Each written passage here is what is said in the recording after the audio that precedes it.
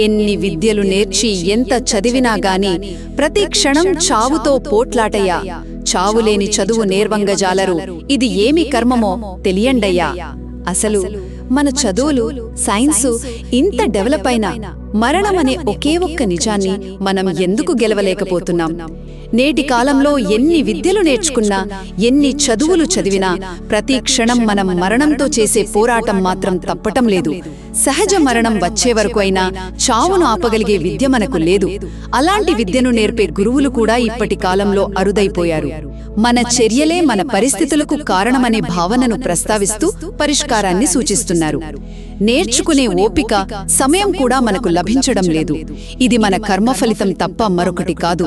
పూర్వజన్మ సుకృతమున్నవారు మాత్రమే ప్రాణాయామం, యోగాభ్యాసం వంటి సాధనల ద్వారా కొంతైనా ఆత్మబలం, ఆయురారోగ్యం పొందగలరు. ఒక్క మాటలో చెప్పాలంటే ఆధునిక జ్ఞానం మరణం దగ్గర ఓడిపోయినప్పుడు మన ఆయురారోగ్యాలు, మన కర్మ, యోగ సాధనల మీదే ఆధారపడి ఉంటాయి.